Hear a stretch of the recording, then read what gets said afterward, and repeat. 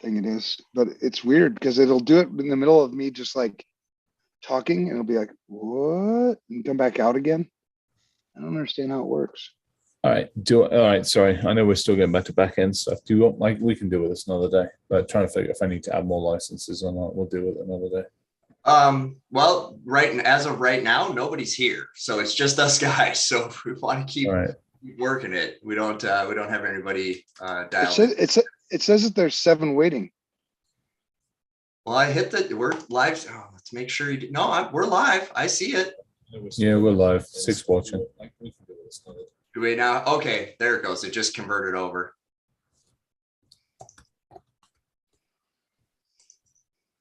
So we'll figure it out, Chris. It's either a configuration setting or a license thing. When I Googled it, it told me, I put the link here in the Zoom chat for the Zoom article on this. I haven't read it in detail yet.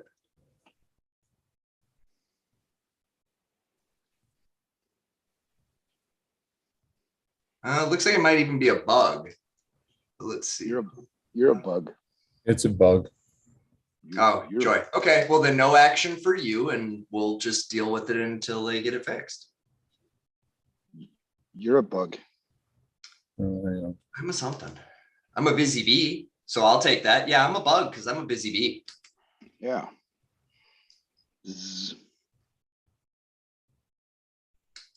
Or my bug want to squash me. Chaka, chaka, chaka. It's Thursday night. Welcome everybody to another. It's time to be a little less serious and a little more fun. Let's all give that a shot. It can be fun. Therapy. I like it. I'm wearing pants. You have on pants. Yeah, my wife made me put them on. Is that a shit show first? Maybe. Might be. Yeah, I don't know. Holy shit, I couldn't believe it was Thursday already. I was sitting here and I was learning Spanish, doing my Spanish. Like, look at that. See? Yeah, look at that. It's like you got a freaking cinematographer working there. What the hell? This is the new iPad. I bought a new iPad, it's got the M1 chip in it. Yeah. It's pretty fucking awesome, man. But this zoom thing, I haven't figured that out at all. I don't know why it does it. Like, here, I'll do this again and it'll zoom in on me. Maybe. I don't know. I can't figure it out. Improving its facial recognition algorithm? Yeah, probably. Unfortunately, yes.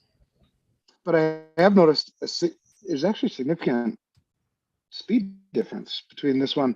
Is 5th generation has the M1, the 4th generation had whatever the A5. A11, A12, A something, A14, A chip. And I wasn't sure what to expect. My wife actually was using like a 2nd generation iPad. I felt so bad for her. I was like, look, lady, let me get you a new iPad. And she's like, okay. And I was like, well, I could expense it if I just get myself a new one. I'll give you my generation 4. So I gave her that, got this one. And I was like, holy shit, I can't believe how much computing power you have in an iPad now. It says 16 gigabytes of memory and an M1 chip. It's like, well, awesome. because you are holding the future of computing. Laptop, desktop. That's not going to continue to be a thing. It will for a little while, but is yours the 5th generation then? The Pro 5th generation? Okay, so that's what this is as well. Yeah, I've never. Yes, you have the M1. Yeah, it's nice. I love this bloody thing. Yeah, so my MacBook Pro, I went with the Intel chip because I wanted to be able to dual boot. Yep. So I haven't had an M1 chip before till now, and it's like, fuck, this is pretty sweet. So this one is the Intel chip. The Boom computer is the new M1 chip in the MacBook Pro, and it's stark the difference. Yeah, it is actually in like the MacBook Pro. I mean, the only downside is you can't do freaking VMware. You got to use Parallels, but everything I'm doing for that, I'll do on this one. But Yeah, it's actually stark the difference. That thing actually cranks along. This thing takes a second to think about it. Yeah, I mean this iPad is the fastest machine I have right now. Yeah. This M1 chip. Apple's kicking the shit out of Intel. Intel, up yours. 2.8 times faster than the latest Gen i7. Yeah, Seriously? Yep, with less power consumed, up to 15 times faster with machine learning than the Intel chips, 6 times faster GPU performance. Yeah, I can tell. I'm liking it. I have to get myself a new MacBook. When I can convince the FR Secure folks I need another one of those. I mean, the M1 MacBook Pro is nice. I've got this is whatever it is, 13 and a half, 14-inch screen, whatever it is. And it cranks. I mean, I like it. It's a really nice one. And I've got it set up pretty much so for everything I want. It's taken a couple of weeks to get it to where I want it, but it does everything. And if I need to go break into shit, I use one of the other computers. It's easier that way. That's interesting. I use somebody else's computer. I use Ryan's computer to break into shit. Yeah, I've noticed. Did you know that it has, and I'm just learning about this, mixed cores? So it has high performance cores paired with low performance, low energy consumption cores. And it routes its tasks to the core that is most suited to process that task. That actually I like, because this thing bogs down on everything. I've yet to have that thing bogged down. That's interesting. Give them credit. They actually know some of I'll give them credit sometimes. Well, and it wasn't until iOS 15 that they actually unlocked some of the capabilities with the M1 chip. Right. 16's coming out. Speaking of Apple, Mr. Ryan. Yes. When? All the cool kids are doing it. I know. When? All right. Soon, I guess. No, soon is not a date. Tomorrow is not a day. Soon is not a date either. Let me figure it out. You're faffing. Well, he's got all these responsibilities, being a leader and all that. He's got budget and line item shit. And you got communications budget. It ain't expensive. 30, 40, 50 bucks a month. What are you paying now? Oh, I suppose, yeah, if I do it that way. Correct. It's OPEX rather than CAPEX. You guys realize if I convert that is like a capstone moment in both of your careers, right? Like if you actually convince me to fully convert to Apple, we win. You will have achieved something that no other human in history to date has been able to achieve. Well, that's a good. I know, and Evans sold me on it 50% of the way when he was like, so like I work more efficiently because any device I pick up is the same device. Yep. And as one who's currently seeking ways to be more efficient in the work I'm doing, yeah, fine. I don't know. All right. I save hours every day being on the same ecosystem because I can find shit. And it's not perfect. Nothing is. Let's just start with the easy one. It's not. But the consistency, the ability, quite honestly, now the fact I can sit here with my browser and I can move my browser sessions between the phone, the computer, the iPad. I can stream music across all the systems. I have consistency of architecture. I have consistency of docs, files, folders, systems, the whole lot. Everything follows me wherever I am. What is the correct phrasing when they decide to do something dumb, like put the power charger in the bottom of the mouse or force swap you on all the dongles? See, I don't like motherfuckers is the correct phrasing. I don't like his mouse. I like the Logitech. Well, I suppose who cares, right? Plug a fob in, you're good to go. Well, so here's the thing. I have 3 or 4 mice. I have 3 or 4 mice, and I can use them on any of the machine. I just swap in and out who's got Bluetooth preferences. Because I'll tell you what, I will. And the new Logitech mouse allows me I can pair with 3 different devices. So all I got to do is push the button much like him, and switch to a different Nice. device. That's nice. I will See, that's commit cool. I don't have to that. going and looking and holding and touching and seeing if I jive with it well. How about that? Oh, you'll totally jive with it well, man. It's actually, they did a study, and I think it's been peer reviewed. It improves your sex life. But will it get me more viruses and malware? Who cares if you have a better sex Actually, life? not quite. Your sex life might, but you know, the computers, no, you're in good shape there.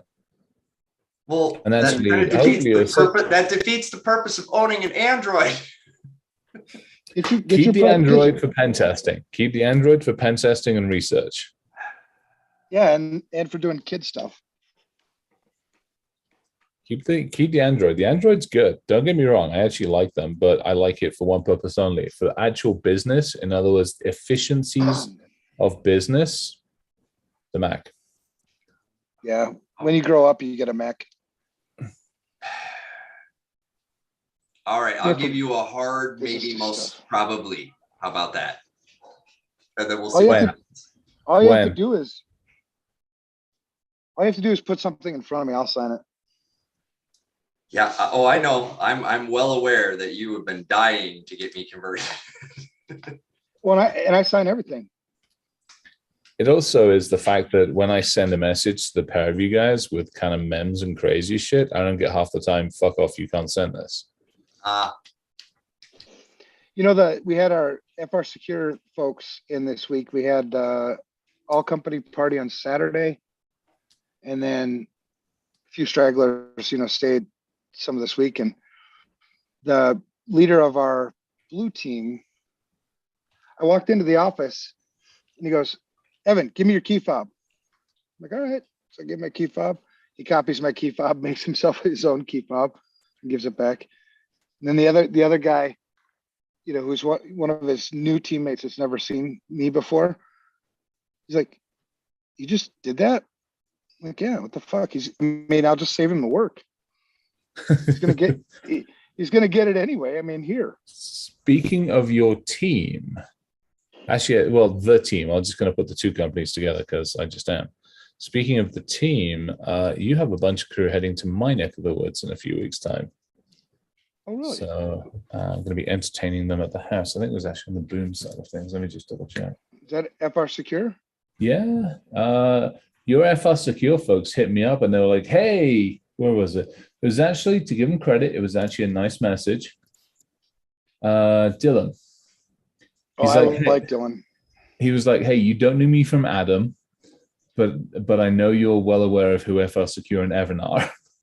I'm not, does he realize we do the shit show? I don't know. I don't know. We'll be visiting the office in Denver the second week of July and was wondering if you'd be open to meeting around in for second initiatives. Boom. Very nice message. I'll give him credit. And I actually, it did not get nailed or eaten or chewed on. So yeah, we'll have him up to the house. I don't know if I can bring him into the hangar and show them the jet, but at the very least, we can bring him into the hangar and bring him up to the house and hang out at the house and have whiskey. That's nice, man. So if I get thanks for doing that. Those guys, the head of our marketing team, his name is Andy. You'll have to meet him someday. Yeah. Because I gave them like the biggest kudos in front of the entire company about how they're so successful at marketing. And I force them to do it with their hands cuffed. Because I don't let them, and they don't want to. They're awesome people. They don't market the shitty way, Right. Really, I actually appreciated it. There was no promises. There was no "we'll save you." There was none of the stuff that 90% of the others give. And to me, that was actually what I appreciated. I appreciated the honesty. I appreciated the fact it's like, hey, you don't know who the hell I am. You have no, it was kind of like, you have no reason to give me the time of the day. He's like, but I know you know this crew. And it was done nicely. I had one the other day that was riding on the shirt tails of somebody, and it really pissed me off. Because it painted like the version of you out to be like, walking on water, higher than mighty fucking, I think it was celebrity. I think they use the word celebrity as well. I'm like, you motherfuckers. Yeah, exactly. And I know this person, so I hit them up behind the scenes. I'm like, do you realize this is how they're talking? And they're like, oh, assholes, especially to me. So I appreciated the integrity on this message. It was actually really nice to see. So yeah, they come out second week of July. We'll have them out of the house. Maybe down at the hangar. We'll have to see. It depends on timing and all the other crazy shit that's going on. That's cool. Yeah, but so you know the deal. Open invite if you come out as well. That's awesome. Oh yeah. I had a whole bunch of. I told everybody at FR Secure, like officially, I want to see them in Mexico, and you can either come, on your own accord, or I can come get you. It's up to you. But I said that think of this as FR Secure's house, and I'm just the caretaker while you guys are away. And I heard today from John that he had a whole bunch of people ask him, well, will we pay for flights, or will they have to get their flights? What expenses do they have? So it's cool. I think they're gonna all take me up on it. Nice. I mean, it's I was at it. I did the RSA thing for. I think I was actually on the ground for 24, just shy of 30. But let's just call it 30 hours. I was on the ground for like 30 hours, and we did the Tinkerers thing, and then we did the charity Shark Tank thing, which was a ton of fun. And I ended up picking up the tab for the whiskey, and Ganesh was like, "Hey, I'm like, guys, you put me up. You took care of me. Will ran me around the place, and I got to hang out. I'm like, it's so freaking, it's the least I could do kind of thing." That's cool. Yeah, other than the time then we were out there pandemic year, that was the only way I ever went, was fly in, fly out. I think the time before that was who did I go to see? Oh, Roger Grimes. I went to see his talk, had lunch with him and his wife, and then flew back out. That's cool. Yeah. He gave a good talk. That was a good talk. That was his first time he had given the talk about hacking multi-factor authentication. Yeah, it was pretty good. I'll But, never forget that pre-pandemic RSA. Yeah, fuck you. That was the first time I did gummies. I'm pretty sure I brought COVID to San Francisco. I'm pretty sure I was actively dying. You remember that cough I had, man? That was just wicked bad news. Yeah, that was bad. But it wasn't a thing yet, so it must have been something else. I think I'm gonna take my headphones off. I'm gonna go straight speaker on this thing.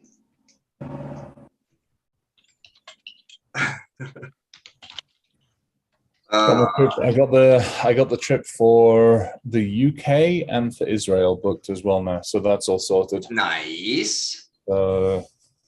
I will be in Israel for one of our shit shows, and I think we'll try and still do it because it'd be kind of fun. Oh yeah.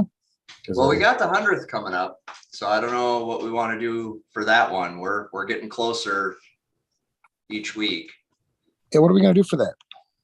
Well, I think logistically it's too tight to try to get together in person unless. Where is it? When is it? What are we planning? I don't have the. Well, let me do that because I got that stuff. And it's on the Google. Do we have it on the Googles? We do. On my Googles? It is the shit show Googles, so you have access to all of it. It's under the show planning folder. Yeah, it's Chris's show that week. Oh, did you see which one I put up for my next one after this one? Mm-mm. Blame it on the lawyers. Oh, I like that. Yeah, I have a whole bunch of stories to share that I haven't shared with you guys before. And I'm going to see if I can get a lawyer to come join and see if he wants to, or she. I know a couple, they're both he's, and see if they want to come on and defend their profession against us.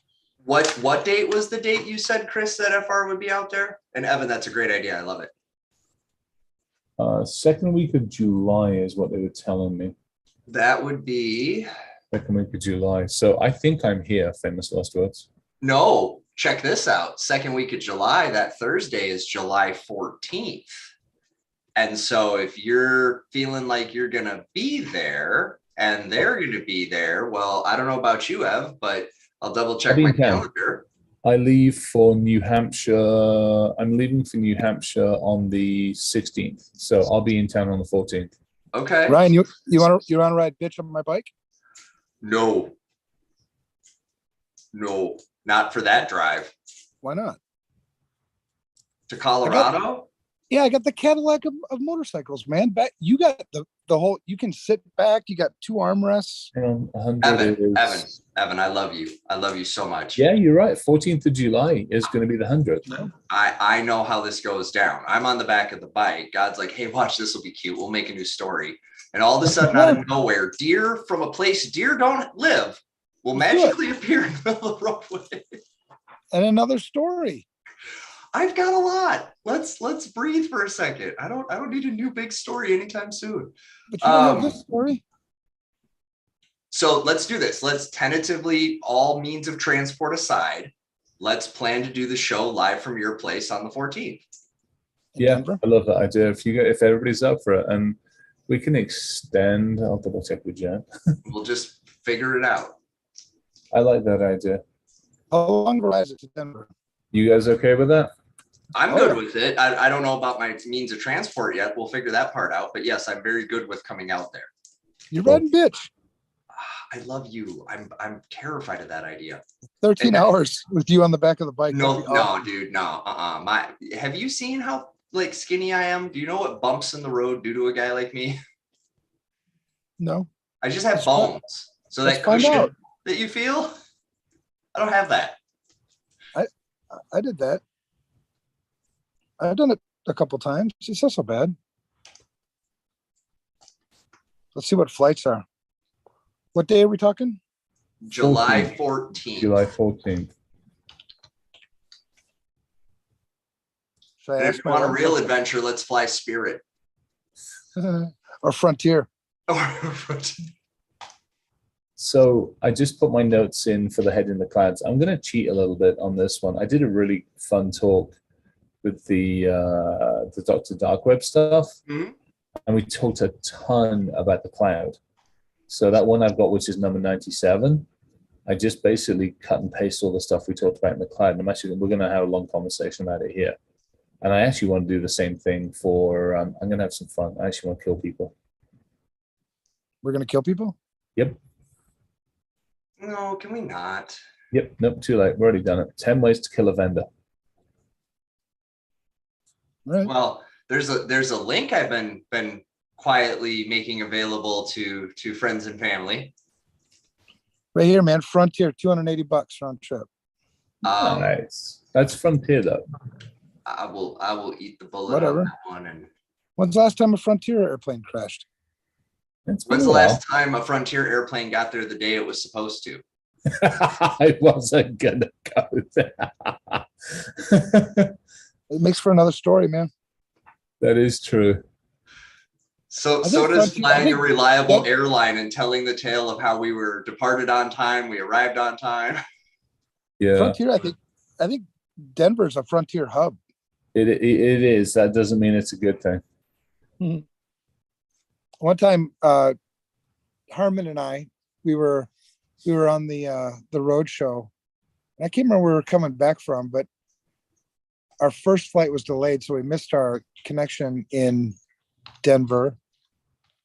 And we found last minute flights on a Frontier direct back to Minneapolis from Denver. And it was like $14 each. Oh, wow. And it was leaving in like 27 minutes. So we're like, fuck. All right. So we hurried up and ordered it, ran to the gate, got on. There was nobody else in the plane. We sat in the front row. It was awesome. I like it. $28 for the two of us. I've seen crazy, like there are crazy deals. Not so much that I could find recently, but I'm finding the opposite, right? Everything's like insanely overpriced. We had a garage sale today. Did you? You had one or you sold Nice. one? No, we still have one. My wife is doing it because we're getting rid of Hey. everything, man. We're getting rid of it's 79 days before it's Mexico full time. Yep. No shit. Yeah, Damn. 79. All right, I got a round trip on Sun Country. Oh, that's one way. Shit. Never mind. I was gonna say $68. $68 one way, bad. Just figure out your other way back. Yeah. We should road trip it though. Fuck, that'd be fun. I'm down for that, especially with you leaving. That would give me and you some good time in the car together to spend the time together that we can. Since we Yeah. both committed to doing that more often anyhow, that would give us a good opportunity. I'm not against road tripping with you. Yeah, we could just rent a car. It would be cheaper than a flight for one of us. We could rent actually a decent car for less than we would pay for a single ticket. Let's do that. That'd be fun. All right, I'm on it. I'll take ownership on that. Jen said, we got a thumbs up from Jen. Oh yeah, good, good. Do you want to bring your wife? Probably not, just because she likes to travel occasionally, but she's very Your happy. last- Very your happy last in her road- garden. Your last road trip out to Colorado. With her. Well, there's also that it might induce. Oh, speaking of which, guess what's back in the driveway? Oh, No shit, really? Is it? Yep. And I got to make arrangements because I won't be here because I got to go down to Oklahoma for a meeting, and then I'm in Chicago doing a presentation. So I got to make arrangements to have somebody who can drive it down to the shop. I can drive it. Because just like I'm going to begrudgingly probably get an iPhone, I've also begrudgingly started to pay people to do things that I can do myself, but no longer have capacity. So I can drive it. I can try to jump it for you. Pew. well, no, it runs good. Don't No, jump. I mean jump I it. can drive it. I need a ride Oh, home. we'll take Uber. If you're driving it, you just need an a Uber from Rosemount. okay. Well, I guess she can Gas drive is it there. I just expensive need- now. She should fucking walk. Tell her she should walk. It's good for her. You Yeah, listen? no. Amy, walk. It's good. Don't do it. You'll get tasered. Yeah, For I'm not. walking. Nope. Where's she going from where to where? Rosemont to Bloomington. Oh shit, Marlos will come pick you up. All right, well, we'll figure it out. But yeah, just getting it dumped off so they can give her the old once over and tell me, what's what. I'm going to have them do a few things I can't do myself and a couple other things I'm going to do because it's hundreds to thousands cheaper to do it myself, and it's not that. If we have you guys over to the house, we'll have to have Look, we'll have it's to like- have Jesse and Sweet over as well. Like all getting close again. What the fuck? That's what we'll do. Me and you'll take we'll take Eagle 5. Take what? Take the RV. Guaranteed to have an adventure and not get where we're going. I'll do No, it. we'll rent something decent. I'll get that figured out. Yeah, I'll drive your RV. Yeah. I still think we should go on the motorcycle, man. That'd be sweet. We'd have to get Yeah, pictures. I would probably have the time of my life for about the first hour and a half, and then I'd be regretting all my decisions for the remainder of the trip. Yeah. Back in the 80s when I was in high school, you saw two guys on a motorcycle. You were probably going to get your ass kicked. Now it's normal. You're totally cool with it. So you could be back there and nobody would care. I wouldn't. As long as I can wave colorfully at everybody as we drive by. Give them the Yeah. good parade wave. Yeah. And it would look right for you to be on the back. It would not look right for me to be on the back. I mean, I want to take that as a compliment. I feel like that was intended to be a compliment, No, it is. but also, maybe not. Come on. You're fine. You just cute and cuddly. Look what happens when I pull my beard things out. My face gets all sideways like that. It looks funny. I like it. Talk funny too. So I assume we want to come out on the 13th towards the evening-ish. Or do we want to try to like, how do we want to do this? I'd like to spend a little time visiting with folk besides just doing the show. So what do you think? 13 and leave the morning on the 15th and haul ass back to town? Yeah, I'd have to check with Marlis. I don't know what she's got planned for me. Okay. She You might have all double kinds of. check. Yeah. We're in kind of the really weird phase right now because we're uprooting one nest and moving to another. And she's one of those nester type women, and she's not herself right now. So I don't know what I'm gonna get. I get it. Well, either way, we'll I've figure been it very out. supportive. I've been very supportive. That's good. You should be. That's Yeah. important. Don't ask her, but I'm telling you, that's what's happening. Well, I will take you at your word. I believe that you believe you're being supportive. I believe that you believe. That's awesome. Perception. It's your reality. I believe that you believe that. It's true. I do believe that. Okay, what's the show tonight? Well, it's your show. Would you like me to refresh you on the episode? Let's see. Where did it go? So many windows open. So little time. Oh, fuck. Hold on. How will a Mac fix my 14,000 open tabs in Chrome? It won't blue screen. Have less bloody It open won't blue tabs. Less bloody open tabs for crying out loud. That's the title. This is the description. Nope. Come on, copy. That's the title. It won't blue screen. No, the title is, so what is it you say you do around here? Oh yeah, this is a good one. And that be the descriptee. Have you ever asked people, like, what your job is? In this industry. Like, what do you do? Have you ever asked that before of people? Yes, and generally the answer I get from those that I talk to is everything. Or hold it all together, or take all the blame, or wait around to get fired, or those are some of the common responses I've gotten when I've asked that question. They usually tell me their job title. Mm. When I ask you, what do you do? And they say, oh, I'm an analyst. I'm like, oh, what does an analyst do? They're like, like, no, I don't. Because there's all kinds of job titles in this industry, right? And they mean different things to different people.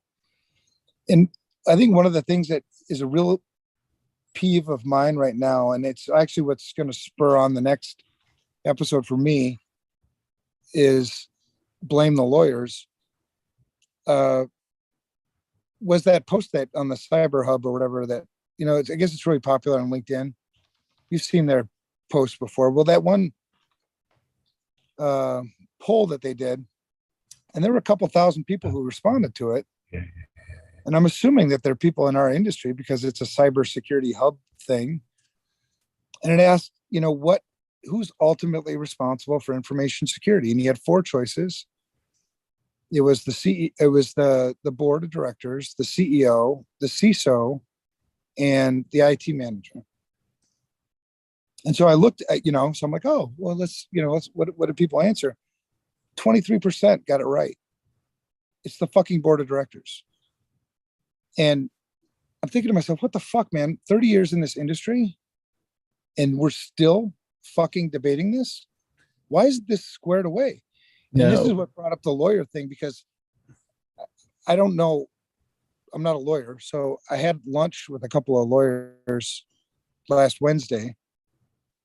And I asked them, I'm like, in your opinion, being lawyerly and smarter than everybody else here, can you tell me who's ultimately responsible for information security? And they said the CEO. And I go, then why the fuck don't people know that? Or not the CEO, the board. Like, why don't people know that? And why don't we hold them accountable for it? And I got a whole bunch of that. I'll bring that up in that show, what they said and what I think the problem is there. But I've also, so it permeates through all of this, right? When I ask a CISO, what's your job? And what I usually get is, well, I lead the cybersecurity program, blah, blah, blah, or whatever. Or I ask them just, what's information security? Right? It's in your title, CISO, IS, information security. What is that? And I ask sometimes to challenge, and sometimes I ask because if I'm going to work with you, I need to know what your definition is so I can get on the same page with you. And I've talked to enough CISOs now and been myself, there, that in my opinion, they have two jobs. You consult the business to make good risk decisions, and you implement those risk decisions to the best of your abilities. That's your job. Just keep it as simple as possible, because you need to be able to communicate that in 30 seconds or less. You lose people's attention almost immediately when you start getting in your whatever the fuck you say. And so, and it just continues from there. So that's what the basis is for this.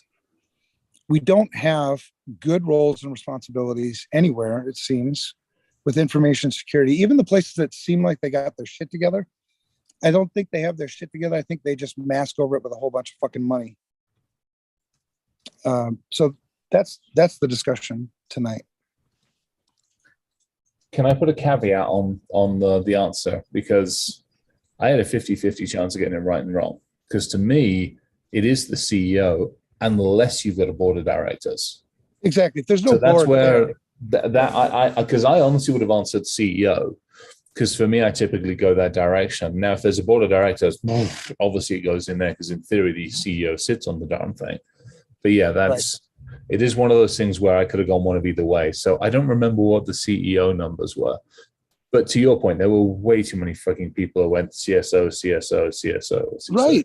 And the CISO was the one that had the largest number. Right. And that was the shit. Well, and it made me, and then you watch the debate between people, and oh my God, we think we're so fucking smart. You watch some of the logical, well, it's everyone's responsibility. I'm like, that's not the question. The question was ultimate responsibility. Yeah. And it's not, and information security isn't even everybody's responsibility. Everybody has responsibilities, but that doesn't mean it's everybody's responsibility, right? It's a play on words, but words matter. Big time. So, it's really frustrating to me because, like I said, we're fighting this, and we've been fighting it for so long. And if we don't get, for people that don't get this right, you're wasting your time on everything else, pissing away money. You got to nail this. And if you're going to put it on the CISO, because you could make a case the CISO is ultimately responsible, but then you better put them on the fucking board. Mm-hmm. And you better give them budget authority. You better give them business responsibilities where they can make the risk decisions and implement them with autonomy.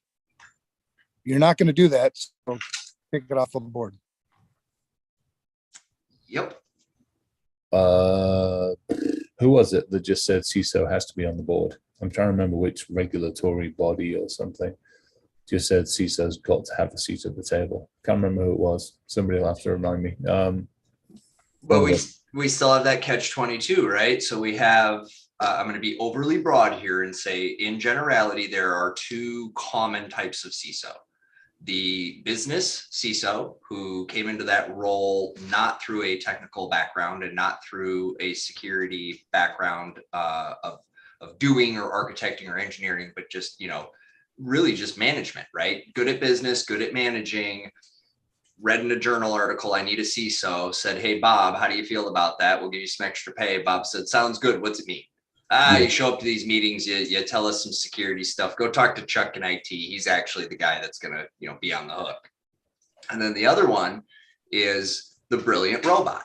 And Chris, you're living through this yourself. You're more versed in human than most brilliant robots, but there's the brilliant robot, right? And Evan, you've got a touch of it as well, where it's like, your shit so through and through and what is right and what is wrong, that when, and not you guys, because you're at the more mature part of your career, but I've seen that technical CISO go in and blah, blah, blah, blah, blah, in robot words to not get the goal accomplished because they're not connecting with the board on the business stuff.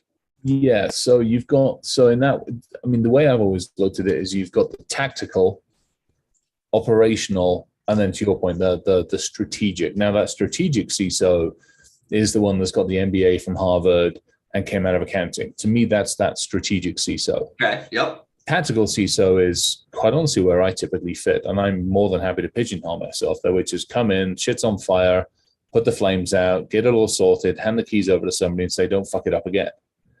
And then you have the strategic one, which is, hey, let's just keep shit running. Let's keep it running nicely. Let's keep building generic. Let's keep everything nice and moving and nice and moving. And it's not a negative on any one of them, but each one comes with a special set of skills. Now, to Evan and I's defense, I would argue we are very, very tactical, but we also have the ability to communicate and collaborate at that strategic and also the whatever the hell the other one was, the operational and strategic levels.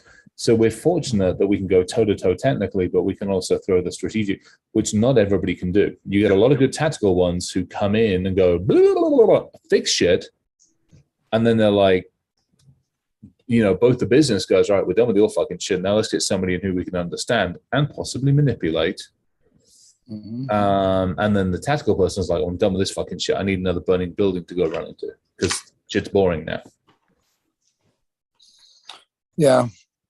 Yeah. It's, Wasn't it you, Evan, that said that, and you said it earlier with the two roles, and neither of those roles are necessarily technical. I've met a lot of up and coming young folk that are like, I want to do that job. And I'm like, so you're into politics.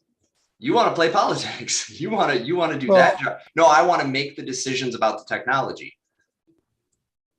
That's not that job. well, and this is where, and it's not just information security, but IT gets this fucked up too. I've been learning that I'm not getting invited to a lot of meetings anymore, or getting invited back, and I'm taking that as a badge of honor, because what I've done is told you the truth. You didn't want to hear the truth, so you don't want to hear me anymore. That's cool. That's fine, because there's only one way to do this, and when you figure it out, I'll be here and ready, you know, to continue the conversation. But I was on and I probably told you this one before, but it keeps coming up, like, because I was talking to a guy this morning, really good, I don't know, IT guy. Oh, he was the former CIO at Best Buy. Yeah. Anyway, so so the round table, right? There's this round table, a whole bunch of big, powerful CIOs, big, you know, enterprise CIOs. I don't know what companies.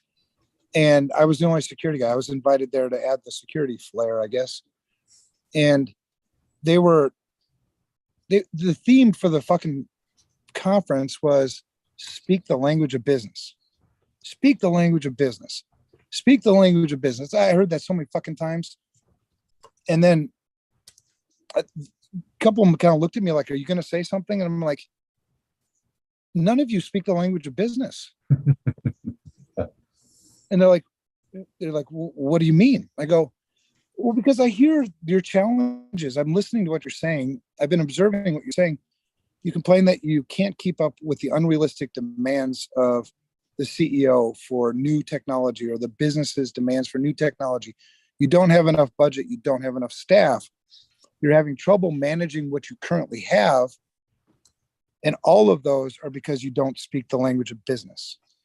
And I'll give you an example. Your peer, probably sitting in the office next to you, the CFO, they speak the language of business. Because when the CFO says, hey, CEO, we can't afford to do that, that doesn't make good financial sense. Those are things that they understand, and that's the language of business.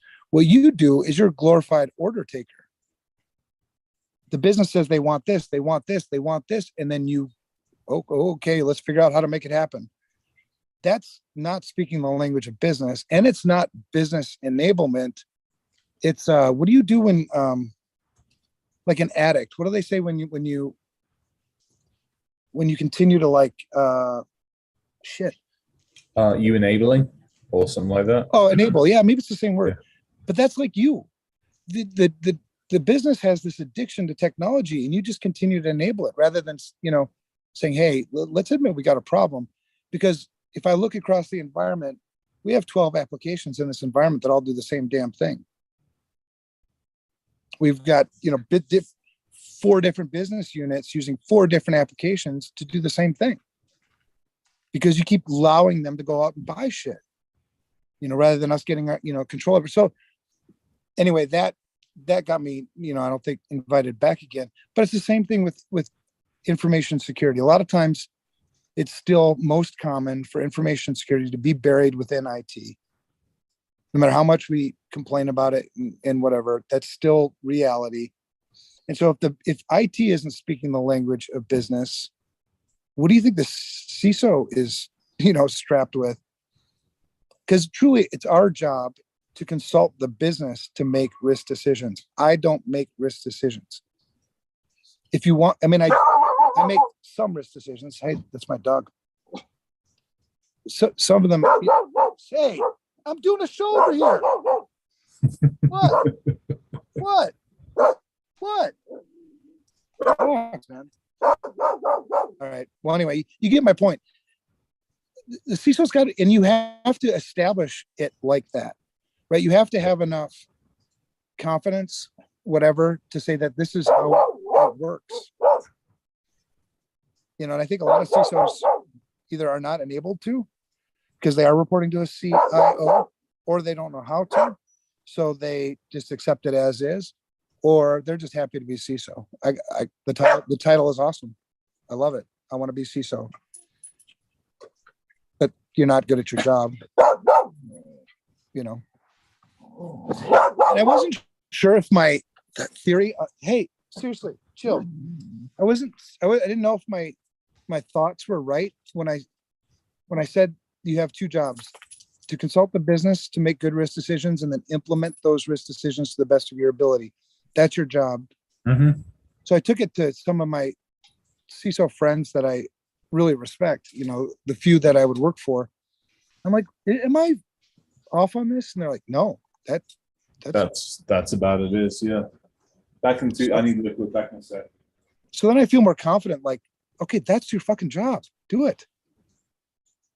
Yeah. Well, and where I stand on these things, I still believe there is a communication barrier between explaining why and how that affects the business. Like in education, it's, the first thing I do when we start talking assets is back them all the way down to the most critical.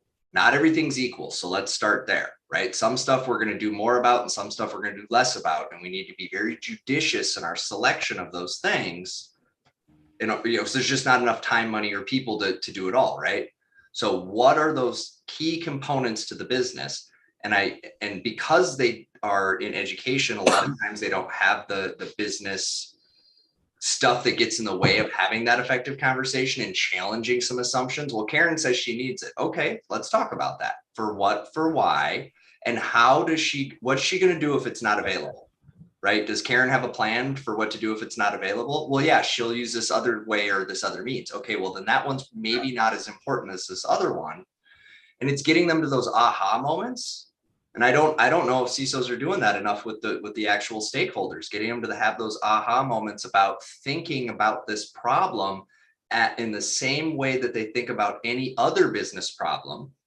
Think about it in terms of profitability and loss. Think about it in terms of stability of the brand, reputation impact, right?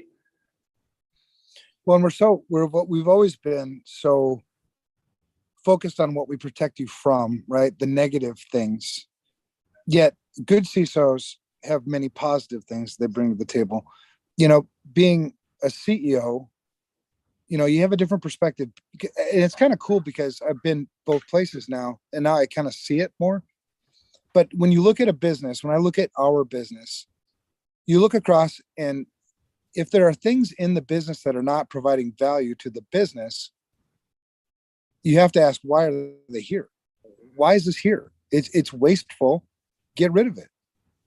And so when you look at a CISO, I think a lot of people hire CISOs because, well, you're just supposed to have one, or it's a compliance thing, or it's whatever.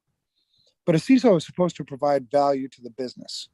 So the CISO should intimately know, why does this business exist? Why are we here?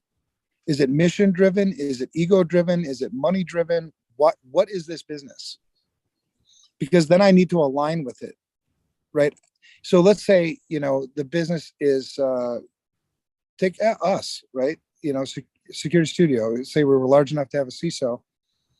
We have this mission. Well, then this CISO needs to be able to drive the mission with us, for us. If it's money driven, well, then which ways can a CISO actually make us more money? Stop telling me how you're going to save us from ourselves, because people don't think that way. If they did, they'd be doing a hell of a lot more shit. Everybody thinks it's not going to happen to us. So you have to start from that default. So when I'm working with the CEO or the board, let me tell you how this position, the CISO position, can make us more money. And I'll give you one example. If complexity is the worst enemy of security, which it is, everybody agrees with that, wouldn't simplicity then be our best friend? Right? So when I look through an environment and I see a 20-step process, inherently, maybe not when you do the assessment, but inherently, there's more risk in a 20-step process versus a 2-step process. Not only will we make things more secure, but we will also make things more efficient, i.e. more profit. That's the way CISOs need to justify them. Are there market differentiators? Are there things that we can do here that can steal customers or take customers from our competition? That's how CISOs can make money. It's not always like, well, we're going to protect us from dying tomorrow, because nobody thinks we're going to die tomorrow anyway. So fuck you. Right. And so CISOs have to know that. You have to start off with, who the fuck is this? What are we fucking doing? And then have a relationship with the movers and shakers. The way corporate structures work, the board of directors makes those big board of directors type decisions. They charge the CEO with the day-to-day operations of the business on their direction, right? So the person who I need to have a relationship with is the CEO. If I can't get a relationship with the CEO, I'm not interested in working there. And I wish more CISOs would be that bold. I went out for a walk with my CEO. We go out for a walk. With the general plan is to go out for like a half-hour walk on a regular basis and just go out and talk. Absolutely fucking fantastic. And then the CFO, same thing. We sit down on a regular basis, basically a weekly basis, and hang out. And that's awesome. I wish more CISOs would do that. That's so rare. Yep. Well, and because that's the person you have to sell on every single thing that you want to do. You have to know what motivates them, what excites them, what hobbies they have.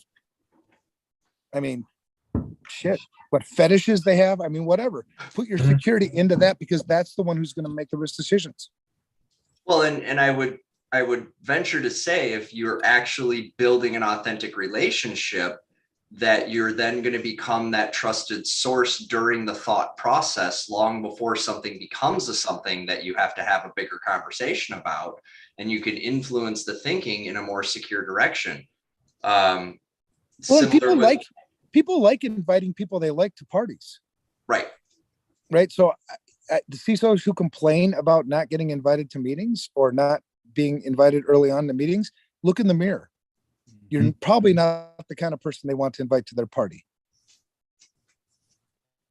Yeah. Speaking of parties. Well, what is that? Tractor fuel. Do you drink that? I hope not. That's dangerous looking. No, go for it, man. I got paint thinner in the garage. Home brewed tractor fuel. Can you drink paint thinner without dying? Please don't. No, it's a bad idea. I'm sure you can do it without dying. But I got good stuff. I got the good home brewed paint thinners. I'm more than happy to send some over. That's awesome. I'll be back. I'm gonna go pee. This is really good. I took some out with me to RSA, and we were testing the octane levels of said tractor fuel with a number of folks, and a number of folks were very, very appreciative of the fact that we upped the octane levels of their general surroundings. If you uncapped it now and held a match above it, oh, it would flame. Yeah, it's good stuff. Save me a smidge, and when I come out for the. Do you want to have a laugh? I'll have a sample of it. These boys are gonna kill me. Jet fuel, iPhones. More Well, it's been tractor nice fuel? knowing everybody. More tractor fuel? Oh Lord. Oh, this is yeah. This is gonna be a thing, isn't it? And more tractor fuel. God, man. We made tractor fuel. I clearly. Are you gonna age any of that tractor fuel? Not too sure at the moment. We're actually going to see. We're going to see how it goes. We have we're going to work on some of it over the weekend over in the farm. And see Nice. how effective it is. When I We're, come out, then I'll bring Jesse's dinner bell. Oh yeah, and he. Which is I'll tell him. I'm uncomfortably not sure what loud. he's doing with your skirt or your I'm- whatever. Yeah. We're all good. I'm not worried about that. That Yeah. thing is uncomfortably loud. Apparently, he's going to make something so you could literally stand in the fire. Okay. Does he know how blacksmithing works? Like, This is Jesse we're talking to. Yeah. okay, because I have a little forge that doesn't maybe would fit a foot. He'll do his best to make sure that you're flame proof. Let's put it that way. Well, bless his heart. I am prone to occasionally setting myself on fire, but not on purpose. Oh, I finally finished the yard art. Sent you guys saw it. sent you guys that photo. That was fantastic. I saw that. That was pretty freaking cool. I got to keep an eye on it for the next couple days and make sure that it doesn't the sun doesn't hit it in a way that makes my neighbors hate me, because they might. We'll see. Hang on a second. I want to find You guys just abandoned me here. I'm all by myself, trying to email the picture so I can show people. Well, welcome to the shit show. Sans my co-hosts. Who all do we got here tonight? We got Rich, John, Richie, Vicky. You guys are awesome. You're so consistent. Love seeing you I am guys back. tonight. Brian, there we go. Hi, you're back, Jack. All right. It's my dog. Violet. So I started making my. Oop. Did you? You did. I saw. I did. I caught that. Good Lord! Don't burn the house down.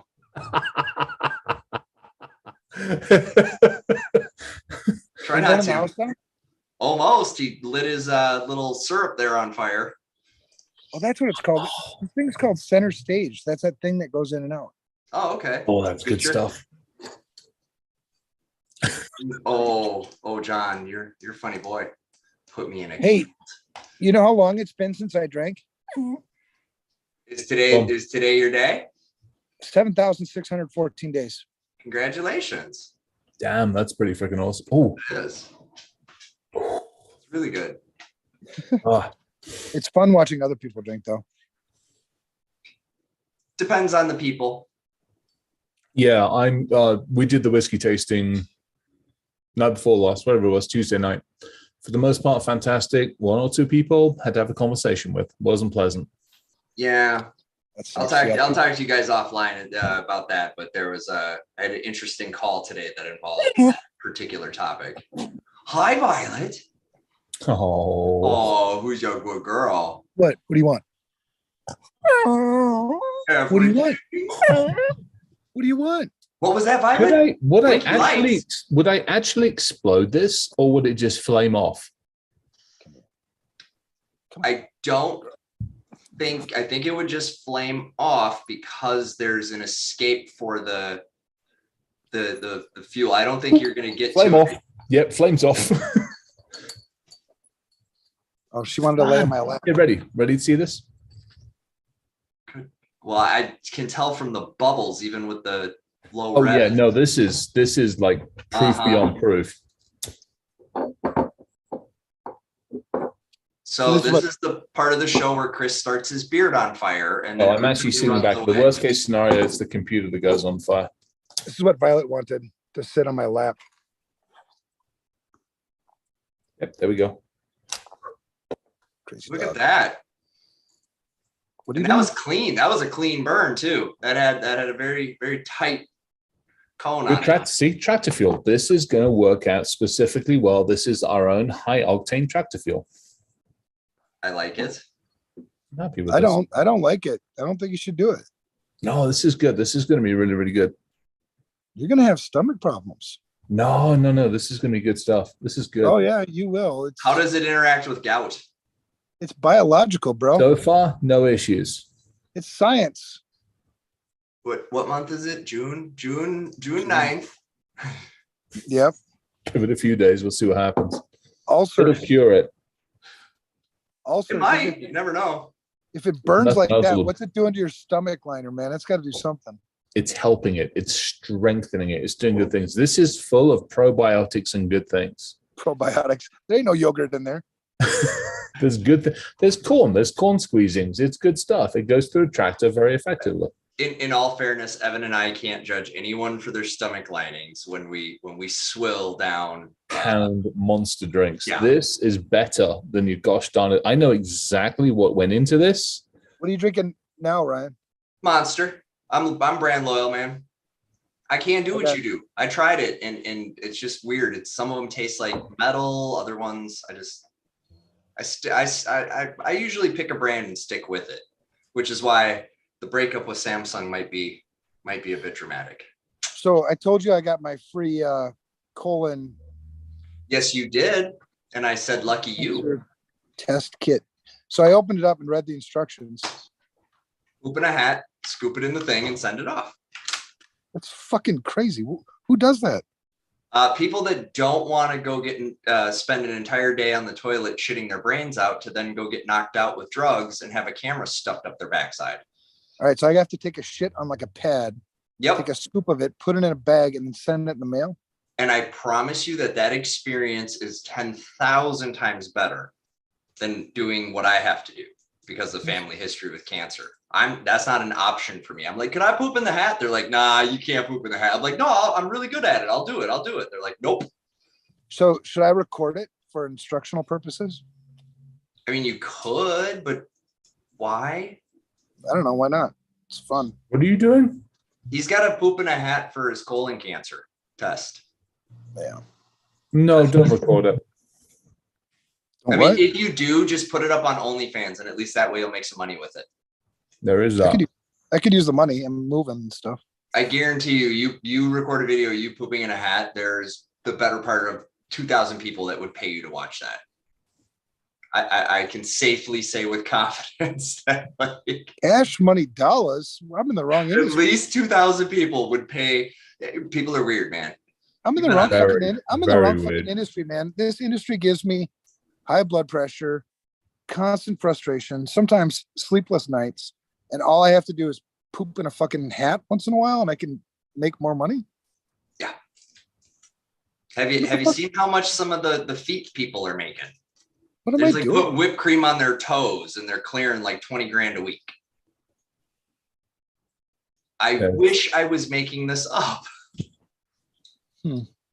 This is, by the way, this is part of why we have the workforce issues we do, because you want me to show up and do a job and work hard and be accountable. And I'm going to only make maybe, we'll be generous and say $150 a day, or I can make $1,400 every 10 minutes by sticking my toes into chocolate syrup and strawberries. I can't, you can't, Chris can't, because we don't have the right feet for all that, but somebody can. Not my jam, but apparently enough people that it's like a thing. Fucking scary. I'm gonna have to give this some thought. Yeah, I don't know what to tell you. The world's an interesting place right now. I'm telling you, man, with this information security thing, if people aren't going to listen, I mean, it's like, fuck, man. It's just, there's no other way to do this stuff. Right. Somebody's got to be held accountable. And until that happens, you can keep spinning your wheels and, shitting money. I don't know. It's crazy, man. I get it. And we've had this discussion before, sometimes there are days when you sit here and you think like, what's the use? Well, I still stand behind it. I think that Well, I do too. My shit's not that exciting. well, we're still infantile, guys. Like our industry is so infantile. And when we did IT, it wasn't, hey guys, this will literally run every single aspect of your life. It was, hey, that old clunky print calculator sucks for the accountants. We've got a new calculator that sucks a little less, but it's a bit of a bitch to run. Hey, guy who knows how to run the calculator, make sure the accountant dude can do his calculations. And that's where this whole thing started. And then it spiraled over 25 years into stuff I can't. Did you guys see they entangle time crystals? I sent you that article, right? Mhm. Oh yeah, I saw that. But I don't buy it, man. I don't buy the we're so infantile excuse. It's just a fucking excuse. Okay. I see that you see it that way. I see it as a because here's statement what's of not fact. here's what's not infantile. Being responsible. Agreed. That opens up a different can of worms, though, because over my lifetime, I've seen accountability and responsibility become something that people just aren't into. It's just not a thing. Like, what? Me? No, that's somebody else's thing. Somebody did that to me or caused that, or it's this person's problem. You guys have seen it too. You see it in your kids. You see it in. But you know where that ends. Oh, I do. And that's the part that's frustrating, because it's like where it ends is destruction, like on a massive scale. I was talking to a buddy of mine today, the CISO, fucking another guy. What the hell? He was telling me how he's putting everything into Microsoft, everything into Azure, everything into Office 365. He's going up to whatever the hell they call it, R5 or whatever the hell it is. And I'm like, so what happens when Microsoft gets fucked? He's like, oh, it's not going to happen. I'm like, Really? Is that what they said? It's yeah, and not I'm like, gonna happen. I'm like, well, here, Oh, it's so cute. every time you go in, here's my, it's so fucking complicated. Every time I go into Azure or Office 365, it's changed. There's a new module, or where the menu was before, it's in a new place now. And Microsoft, I've talked to enough Microsoft developers, high-end Microsoft developers, and they unanimously tell me nobody knows how it works. It's magic. No, each team knows how their bits work, but nobody knows how all the bits work together. They make their changes in their own little places. They have interfaces with the other little places, and almost APIs within Microsoft, so that this can talk to that. But in terms of how everything works together, nobody knows. Well, but wouldn't you say that's systemic of the larger problem we have in the entire ecosystem, which is, modules of open source libraries being used in software applications where one function is called and no one knows the rest of them are there or how they work. And I don't think that's unique to Microsoft at this point. Do you think anybody at Google's got a clue as to what's going on? Nope. And which version of software they received from somewhere outside that they then branded and ran and right. When it got a whole bunch, like there were some big business drivers for why Microsoft bought GitHub. Now they've got all the open source, everything they could ever want. I mean, and everybody else sort of does too, but there's shit that they have that nobody else has, that was open source, that's no longer open source. It's like they went and now they have, let's say they had 100,000, say 50,000 developers at Microsoft. When they bought GitHub, now they have all of them 20 million developers, right? And they're all developing for Microsoft, and they don't even know that they're developing for Microsoft.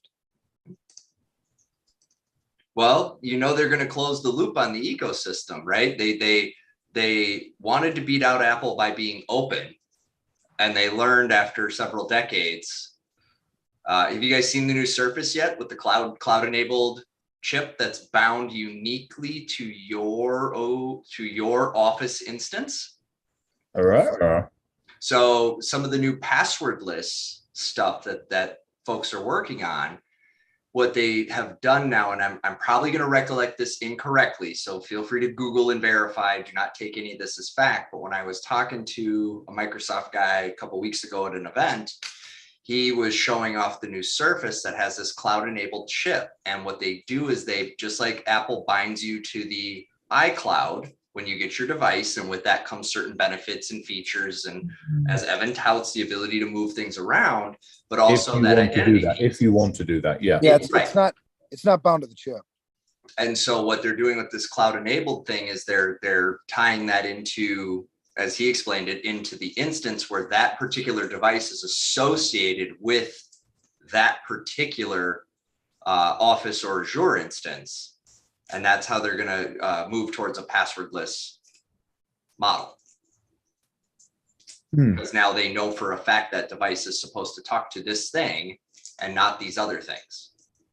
And they're going to route the traffic through the Azure portal. So your internet will basically be just one outbound call from that device via whatever connection you happen to be on straight to the VPC, and everything else happens after the VPC. Which sounds super sexy, except all you're browsing everything now, every mouse click, every document, every word, every thought and idea happens inside of their environment. And we talked about this a couple shows ago. We're going back to thin clients. We're going back to a mainframe model, whether that's cloud mainframe or whether that's quantum engine mainframe, but we are going to go backwards. But the difference is the mainframe was run by the company. Correct. The mainframe wasn't run by. No. You run your own virtual private cloud instance that we have graciously provided for you. No, because you have all the responsibility. Should anything go wrong? You've been shitting in a hat too much, man. Say what? So you've been shitting in a hat too much. You know, I'm obviously I know. being, I'm totally facetious, kidding, but yes, I mean, but that's what's being proposed. And if you say something like that to a business leader, hey, I can reduce your ransomware, likelihood by 90% and save you $1 a device. Sold. Mm-hmm. Yeah. Which is all lies. So, and I'm excited to talk about that in my next episode about blame the lawyers, because ultimately so much of the shit is driven by that. There's no liability. There's no accountability. It's truly the Wild West, and it's always been the Wild West, and it'll continue to be the Wild West until we catch up with the law and we decide to enforce the fucking law. But the thing is how many people actually know? We already know. You read the same statistics and the same shit I do. People within our industry who are supposed to be professionals, who are supposed to be experts, don't know what the fuck we're doing. How the fuck would you expect the business to know what the fuck we're doing? How the fuck would you expect the lawyers to know what we're doing? How the fuck would you expect the legislators to know what we're doing? Because they're getting consulted not by people who know what the fuck they're doing. Well, actually, they are getting consulted by people who know what the fuck they're doing, but in their own self-interest, not in the interests of the community of people. I mean, it's just a really shitty ecosystem right now, and it's going to take a big shakeup. And it's going to take more than another, executive order, with fucking zero trust bullshit in it. I mean, it's going to take like a big time fucking overhaul. We just keep going so fucking fast. Like, let's fix it. buy more technology. I mean, you're out at RSA, Chris. I don't know if you got to walk the floor at all, but I can only imagine what it was this year. Shit show. Yeah. It was so XDR, EDR, EXDR, enhance this, that, and the other. Enough fucking armor-clad owls to sink a battleship. Thanks, fuckers from Cybery. and cyber reason. I'm sorry, cyber reason. Those assholes. And what else do we have? Oh, pipelines, data pipeline. No longer, you don't get a cloud, and you don't get a data lake, and you don't sure as hell don't get a data swamp, because that implies static. It implies no movement, no progress. It's all data pipeline. It's all movement. It's all integrity, integration. Like your network, you have a data pipeline. Let us help you with your data pipeline. It's an extension of your network. It's just the data pipeline. Mm-hmm. It flows, it moves, it evolves, and we'll Oh have my you God. covered. Has What it the got fuck? blockchain in it? Tell me it's got some blockchain in it. I ran into one AI company. It didn't last long. Well, I got into it with a guy a couple weeks ago about because he does digital transformation. And I'm like, what the fuck is digital transformation? He's like, well, moving to digital. I'm like, who the fuck's not digital? Who the fuck's not digital nowadays? I mean, where are you getting your customers? Yeah, seriously, did you find the last guy on earth that's doing his books with an abacus? Like, Right. I mean, how much money do these fucking tribes in Brazil have? I mean, because that's your only customers now. no, they've gone digital too. I just watched a documentary on Nat Fuck me. Geo where There they you were go. like, it was the behind the scenes, and the guys are in these rice paper boats, but they've got Adidas t-shirts, and the behind the scenes of the documentary, it was the last tribes on earth, I think is what they called it, where they went because they knew it was disappearing, and the mud huts have direct TV, and everybody's rocking the Nokia brick. And they were like, legit, we had filming issues because their cell phones kept ringing. So we're trying to do this like native, they're shirtless, rivering down the river, and they're freaking ding, ding, ding, ding, ding, ding, ding, ding. You can hear their Nokias That's going off. fucking hilarious. They got solar panels on the mud hut, direct TV, and a flat screen, but they still cook on poop. God. Awesome. I'll find it. I was like, oh, That's awesome. that happened, makes me huh? happy. Oh, so makes me happy. So yeah, what the fuck? If I was in the digital transformation business, what do I do? I don't know. Cross your fingers, hope for the best. I mean, Find what's left, somebody who's not in the cloud and to charge them money to move them to the cloud. or just convince them, lie to them and say you're not in the cloud, and then just move Put them them to in a another different cloud. cloud. Put them in Yeah, another cloud. we're gonna transform your digital to another digital Yeah, pretty much. You're with in the wrong cloud. with a new data pipe. Yeah, oh, absolutely. One must have the native data pipes and the integrations. I can't fucking believe this shit. Data pipe. I don't even. What the hell is a data pipe? Isn't that just a network? Fucking network cable. I was pretty sure that is exactly what it is. It's a data pipe. It's not. It's a data pipe. It's the data flow. It's data from one piece to another piece, and Can we all the call data. it electron transference medium? Ooh, Too long. nice. Too long. Scientifically Yeah. accurate. It's ETM. It's ETM. Okay, ETM. Yep, perfect. Eat them. ETM. It's ETM. It's data ETM. Yeah, I'm good at eat them. Pretty much. I So- was talking to somebody today, and I had to go through, I think, 4 different terms before they knew the term I was using. And I said, I'm so sorry, us IT and security people like to have 8 names for one thing. It's because we're also fucking smart, right? I mean, anything you say, I'm gonna have to one up it, right?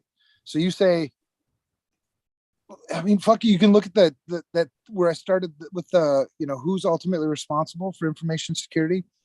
You could see some of these remarks. It's like, well, I mean, ultimately, one guy even brought up fucking Big Bang, the Big Bang.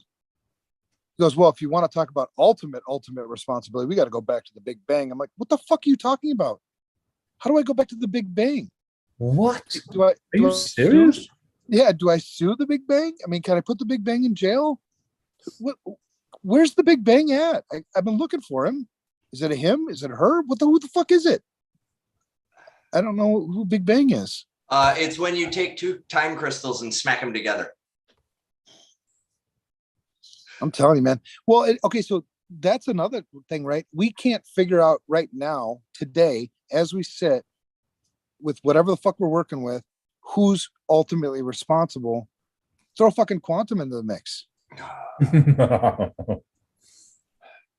I mean, So what? everybody, nobody, all the people, none of the people, and At the same time, meanwhile, you just got fucking transferred to fucking Peru and you got mixed in with the fucking dog. So now you got a hairy ass. well, that my next episode's Dude, Where's My Data? And part of that is all about so I've talked on the show before about the stuff my wife does with the vaginal health. Well, one of the big concerns right now, and thankfully for security reasons, I had foresight about data control, provenance, and ensuring that it was by default local only and very restrictive and difficult to make it available. But the feminine app industry, or what we call femtech, has a problem on its hands because it's been selling that data to aggregators who are then in turn selling it to state governments who intend to use that information to enforce or weaponize certain legislation that they are pushing through that to civilized humans may look draconian in nature with some of the things that are in there. And so basically they reset the clock on this healthcare piece because women are abandoning these solutions left and right out of fear that data will be weaponized. Well, and it will be. Of course it will, which is why the solution we're bringing will absolutely never, under any circumstance, be used in any of those capacities. And you might see me on TV going down for the count because I refuse to comply with an order. Sorry. Nope. Come live in Mexico. I'll firebomb the damn thing before I ever let the information that's intended for help be used for harm. Well, that's one of the big reasons why I think people haven't really been all that upset about the breaches we've had over the years, because really, what's the consequence? Nothing really happened to me. I mean, you lost my financial data. I just got a new card or a new account. I'm okay. You got my social security number. You know, maybe it was used to steal my identity. Maybe it's still just being stored somewhere to be used later. But, and even then, you can get those things changed. I can recover from that. But you get to a point where we start trading in data that I can't change, data that I can't recover. It's about me, meaning like my DNA or, health information that is pretty dangerous in somebody else's hands. Yep. What are you going to do about that? Well, did you see that there is now a known vulnerability for a DNA sequencing machine? Not surprised. And do you think that geneticist is going to be able to tell, having not previously seen your genome, which A, T, or G is out of place? But when they make your genetic medicine, boy, does that matter a lot. I know. Yeah. I can weaponize your data. Well, yeah, totally. I get to kill you. Well, and worse yet, what happens? So now that they've fully coded the genome, you know damn well that the insurance industry is looking very closely at, can I pre-identify that you will be a cost center for me due to your genetic conditions? And while I cannot exclude you due to pre-existing conditions, I can exclude you due to conditions you have yet to develop. Right. Or I can exclude you based on what you, or yeah, no, that get fucked up pretty fast. And there are organizations that are actively working on figuring out how to connect those dots. Oh, for sure. And that's what bothers me about this. Like, hey, y'all, the world has some shitty people in it. And if they're the ones that are also building, operating, and using this tech thing that no one seems to understand, what's the gatekeeper? I vote that Evan be put in charge of oversight for good practice when making new tech. I think it has to be Evan approved before you can bring it to market. That's Well, what I think. That would be awesome, because one, you'd have to be fucking responsible with it. And why the fuck would you ever buy something that you don't even know how the fuck it works? We do that all the time. You take medicine. We No. actively take medicine that the pharmaceutical company will tell you and the doctor will tell you it works. How? Well, we suspect that it works in this way. Right, but that's different than a computer. That's different than a new piece of technology I put in my house, right? You're sort of bent over a barrel when you got to take medicine, right? Because you're either told you have to, or there's this like, well, fuck, if I don't, I'll die, right? So you're kind of bent over a barrel. But let's say I buy like a new iRobot. Do you know how that fucking thing works? Do you know what it talks to? Do you know where it goes? Do you know anything about it? And yet you put it into your house. Or how about, your daughter who's upstairs in her bedroom right now? What's she doing on her phone right now? Right. Things you would not approve of. Exactly. Well, I know what the fuck she's doing on her phone right now because I'm watching it.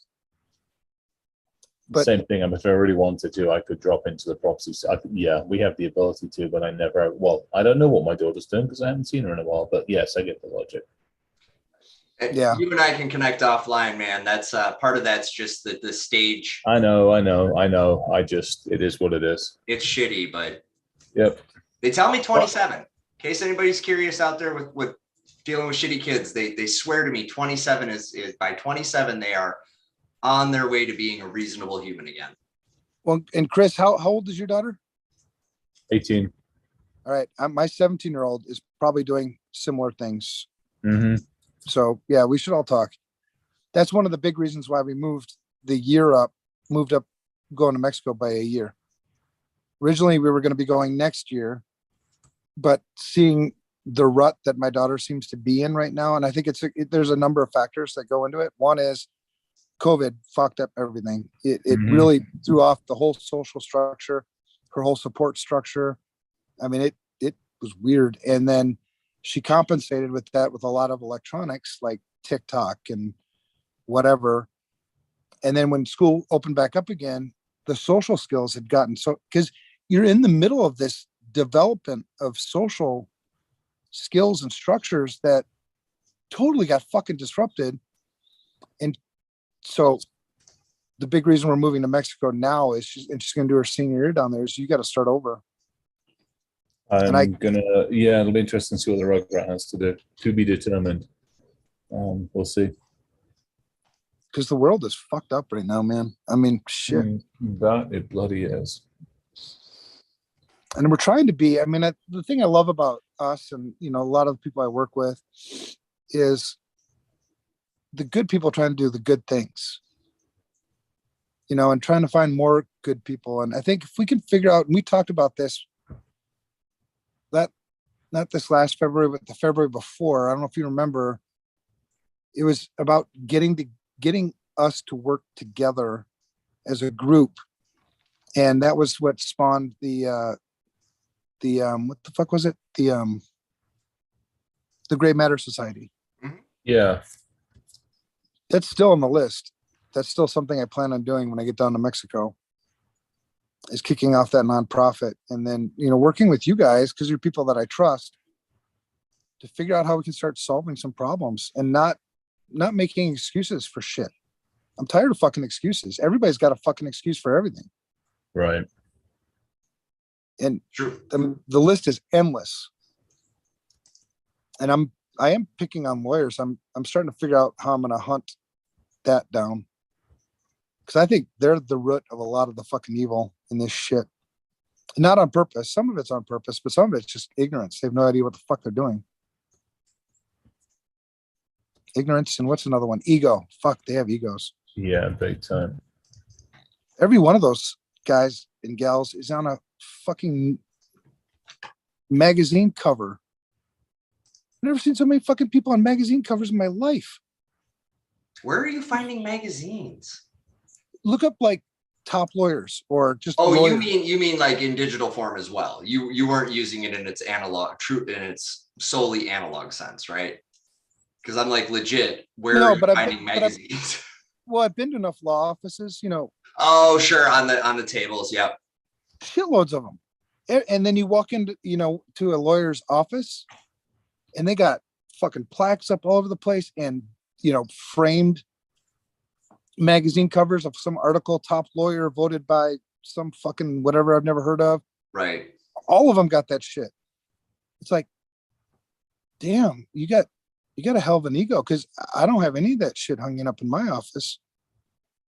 I got like a white wall and maybe an American flag. That's about it. But it's You don't place value on that. Remember, we've talked about this. Some people build their talking about identity. as a profession though, lawyers seem to have that ego thing mastered. Well, that's because they are people. They're esquires. Esquires? Esquires. So they actually have a title. It's one of the few titles in America, right? There's only a couple titles in this country that are bona fide. You could put it on your driver's license. You can require it as part of your legal, documents to be addressed that way. And it's Esquire, Doctor, and I think that's it. I think it's MD and lawyer are the ones. But yeah, it's a. No, I know what you're talking about, but that sounds dumb. Well, it is, but it's what I forget. It's an old timey thing too. It comes out of something. Probably the fucking English. Well, it's always Chris's people's fault. We know this. Son of a bitch, we're still paying for this. It is a Am I- noble rank. And you can, and it you is can go to hell because I am a lord. So I think. Well, I'm a hey, lord. so am I there, pal. We So should am have I. just paid. I'm a We should Scottish just lord pay. too. Maybe we should just pay the fucking taxes and let it be. That ain't gonna happen. No, I mean, on the whole Boston Tea Party thing, this taxation representation thing, just pay the fucking taxes and let's go on. Oh, I paid them. I'm waiting on my representation. Yeah, that ain't gonna happen. In my entire career as a taxpayer, I have yet to be effectively or accurately represented for So that was anything I care about. so that was a big part of the revolution, wasn't it? Here in the United States was no taxation without representation. Right. And now you look at how we sit today. I'm like, I don't know if I'm being represented really. You're I'm paying interests aren't. I'm paying a fuckload of taxes. I know that. If you pay the lobbyist man, then and only then, if you're paying him the most, by the way, out of all the people paying him, will your interests be represented? We know this. Well, we can buy any piece of legislation we want. And we used You've to have got like, enough money. and they used to be like public servants. Don't they call them public servants? Well, they do, but we've lost a couple of understandings. So as we've been busy changing words, we've lost a few important ones. One of which is service. One of which is public. Esquire. And what that, right? Accountability, responsibility, I like it. integrity. Lots. Yeah. Yeah. Right. Like, I don't know. I mean, I feel like I'm being more doomy and gloomy than I want to be, but it's like when I objectively look at the landscape in front of me, things that were sold to me as a child as being foundational to how the world works. And that if I didn't learn anything in this world, learn these handful of things, because this is the stuff that is the glue of society, and courtesy, politeness, waiting your turn, not talking back.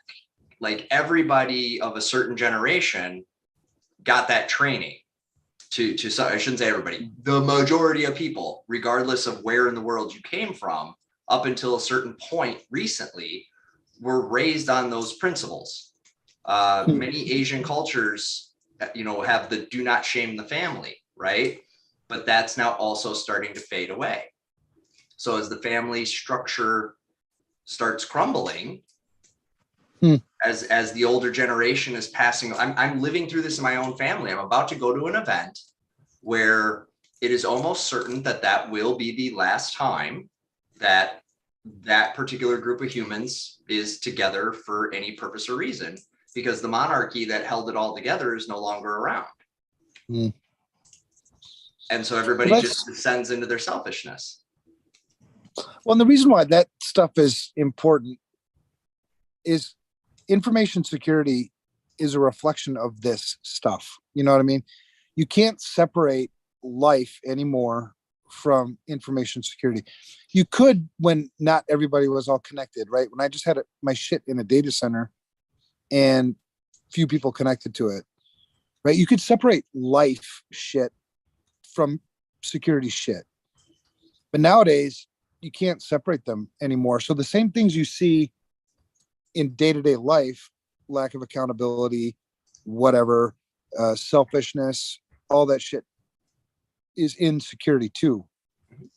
Right. So I think there's a big parallel between those things. And yeah, fuck, man. I don't know. Well, guess what? There are a handful of us working really hard to do what we can do. I'm actually excited for this opportunity, and I didn't even know you sent it my way. So thank you for that, by the way, because I'm super jacked to be able to help where I can. But having the ability to directly teach high school students and knowing that there are certain themes, messages, problem solving things that they're not getting through any other mechanism today. That Are you talking about that thing from? Yep, that thing. Okay, yeah. Yep, can be safely introduced in the concepts of InfoSec, comp sci, tech, blah, blah, right? So there's a way to at least give them a fighting chance at hearing something different. And it's got to be delicate because you can't go against the grain, and you got to, very fine line. But I wholeheartely believe there's a way to send some key messages about perseverance, about, helping your fellow human and giving them a lift up. Like I really do believe, and it saddens me because from what I can tell, that message is just not something we send anymore. It's not. Mm-hmm. Sticks and stones may break my bones, but words will never hurt me is no longer a thing. Right. Yeah. It used to be you could say whatever the hell you wanted to say to me, and like whatever, and it still is for me. I mean, we were actually me and Kevin were talking about this last Friday. Mm-hmm. Right? There's a lot of people that say a lot of shit about you, and it's like, I don't care. Say whatever you want. There's certain people that just don't matter. There's a small group of people that what they say can cut really deep. Mm-hmm. My wife being one, you being another, Chris probably being another. There's a few group of people, like if you tell me I'm a fucking idiot, I'll be like, oh shit, really? What? I mean, that'll hurt. But others, it's like, yeah, fuck you, Mm-hmm. It just, I think skin used to be made thicker. yeah. I don't know. Maybe I'm just calloused and old because I had to actually struggle and suffer and figure things out because I didn't have an internet. Well, here's the weird thing about us too, is like, I think people think like maybe me and Chris more, because Chris comes off as, a badass, but we're here because we actually love people. I mean, you could be a badass. Now, I don't like people.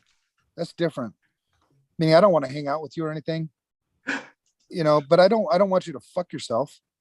Right. I hate seeing people take advantage of other people. And that's all driven by love. Right. And so when you give this advice of like, hey, you need to take responsibility. You actually need to do the work. You need to do an asset inventory. You need to figure out what the fuck you're doing. Like, what are you doing here for your good? Right. If your building blows up because you didn't fucking do what you're supposed to be doing, I'm not going to suffer from that. Right. You are, and I don't want to see you fucking suffer. I'm not in this for ego. I could give two shits if you give me fucking credit for a damn thing. We were talking about that too, about there's a state CISO who is preaching the same thing that I told him 3 years ago. I gave you the fucking solution for this 3 fucking years ago. Why didn't you adopt it? Well, because, whatever, ego, whatever gets in the way. I don't understand. But I will give it to you. You can put your fucking name on it. You can have all the credit for creating it. Just fucking do it. I know. Well, but also, so while I don't want to see people suffer, I do think we have made a mistake by not letting people struggle. Do you guys remember I getting agree. lost? I Have agree. you guys ever do you remember in the old timey days before GPS was available to the public? Do you remember getting lost, taking a wrong turn? Actually having to pull over. Get the map. Yeah. And Get the be map like, out. oh shit, what road is this? I don't know. There's no signage as far as I can see. And then you drive for 5 miles, you find the sign, you realize you're way the hell off of where you're supposed to be. And then you got to sit there for 20 minutes if you had the King's map book. If you guys remember doing that. And okay, now I got to go to this grid. And then that grid gives me that square. Now okay, if I turn there, okay, next grid. So when I first came to the US, so in the UK, it's a map book. It's one map book, and you open the right page, you go like, fuck it. Can't do that in the US. Fucking country's too big. So I remember going to, or it's like AAA or whoever it is, and getting the trip books. Yeah. And they were like, you'd flip it over and it was the next bit, and you flip it over to the next bit. I remember getting nuts. So yeah. I remember those big fucking maps unfolding the damn things. Yes. Yeah. Yes. And never being able to fold them back. It'd be like, fuck, all right. So you just kind of wad it up a little bit, throw it in the back seat, or give That's it why to they were free at the gas station. Oh man. But okay, so I bring that do you up. even buy those anymore? Rest stops still have the paper maps. You can still get paper maps at the rest stops. I haven't seen a King's book. I'm guessing you probably can, but why? But I bring that up to say this. When's the last time anybody's gotten lost? It's got to be at least 10 years. Marlis can still get lost even with GPS. Well, that's That's different. interesting. Yeah. But the phone number thing, that's also the most common. Tell me a phone number that you recently put in your phone. Oh, wait, you can't. Right. Tell me a phone number of somebody you knew in the year 1996. Oh, yes, you can. Yeah. Right. Yeah, I call you all the time. I don't know your fucking phone number. Nope, no clue. What you know is I find Ryan and I hit the green button. And a lot of times people will ask me my phone number and I'll forget. I'm like, oh, fuck, what is my phone number? That's rare, but it does happen where I'm like, 952. Shit, is it? Yeah, I get it all messed up. I wonder if by not engaging that part of our biologics, so this goes back to that analog human and its inherent incompatibility with this digital realm we're trying to operate in. Yeah. And by my not struggling in those ways, by my not having to problem solve that way, is that part of the contributing factor to how I then make decisions when I'm in an InfoSec setting? Because I'm so accustomed to the phone will just give me the answer. And when I go to the internet, let me tell you that PDF told me all the magical things I wanted to hear. And I just need to cut a PO. Mm-hmm. And I'm not actually thinking about the problem because I've become so accustomed to not actually thinking about the problem. Like, when's the last time we really had to think through a series of basic life activities? I remember having to, like, if you needed it, you better have it with you. You better have a quarter. If you got stuck, you were stuck. If they weren't home, they weren't home. Like those. Yes. Yeah. But if they weren't home, that probably is the bigger one for me than anything else. The like, hey, I remember you would call the friend, and if the phone was busy, you had one of two choices. You remember what the busy signal sounded like? Yes. Yep. Or the off the hook sound. So British Telecom now actually takes you to its own centralized voice system, which is, the caller is busy. And it's like an internal BT. It used to just be beep, beep, beep, beep, yep. Beep, beep, beep, beep. But then there were, at least in my circles, there were grandparents and parents that would take the phone off the hook Oh It's yeah, yeah, dinner time. yeah, exactly. Funds off the That fucking phone, and they were serious as a heart attack, and there was only one phone, and it was bolted to the wall, and it still was like, mm-mm. yeah. And now we have to invent products to give mom the power to temporarily disable the internet so that her minions look up from their phones and actually, look at each other at the dinner table. You know, you got to. If we really thought about it, you just got to unplug the fucking router for half an hour and be done with it. Although the problem is, then it loses its DHCP connection to the modem, and the guy that and the lights will unplugs it, turn off and nothing goes back on again. and then they reboot it in the wrong order, and then they call India, and that's not helpful. Yeah, all right. Service Ignore guy that. comes Ignore out. that. Don't do that, people. Don't do that, people. Right. Oh God, such a terrible fucking. But I seriously have been pondering more so now than lately, because I went to this high school graduation, and my son's sister graduated high school, and actually did it a little early, but this was the ceremony, and just watching how the humans behaved, the sea of cell phones. I don't think anybody actually saw the graduation. Tons of people filmed it. I'm not sure anybody actually saw it. And then the other one was they asked very respectfully at the beginning, several times, by the way, hey, if you could hold applause and shouting and stuff until we get through, we're trying to get these kids through. We've got, I don't know what it was, like 1,200 kids or something. We want to make sure every name gets read. And they had a bunch of people lined up, reading, and they were reading quick, so-and-so and such and such, and so-and-so and such and such. And a certain group within that had brought air horns, were sitting there with the boat horn, like blasting over 2 or 3 names that came after it. And it's like, hey, what if that was your person? Would you be cool with that? And it's just like, holy shit, I'm in a room of thousands of people that don't have basic courtesy for one another. Yep. Sucks. What the hell is going on? Yep. I don't know. All that me now, me now, me now. It used to be, it started being me. Now it became me now. Instant gratification, man. It gets addicting. I mean, if you live in a metro area, most stuff that you need can be at your front door in under 2 hours. Yeah. It's funny you mention that, because Marlis was, put up, the garage sale, right? She's got, people know her and they know that she's usually buys quality stuff, right? Mm-hmm. So she was really clear. The garage sale opens Thursday morning at 9:00.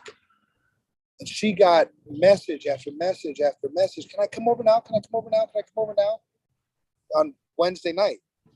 It's like, no, you can't. And then we had like cones. I might have stolen some cones. Borrowed. Borrowed. No, I'm not putting them back. I mean, Borrowed and misplaced. Hey, quick one. Sorry. I stole them. But we put these cones up like in our driveway, like with signs that said, don't park here. Mm-hmm. People got out of their fucking car, moved the cone, and parked there. And I'm like, you just fucking do that? Because you're not coming into my fucking garage now. Right. And it didn't just happen once. It happened multiple times. It's like, fucking, hey, man. People are just like, they don't give a shit about anybody else but their own shit. And it's a garage sale. It's half its fucking junk. Wait till something real happens. This is my biggest worry, is I'm seeing how people are behaving in the most benign circumstances where there's not extra stressors. I am straight out terrified of how quickly things will descend into movie level chaos when something actual and stressful happens that they can't control, and there's no Amazon Prime package to solve the problem. Yeah, Chris, you were going to say something, man. Sorry. No, you're good. I figured out who it was.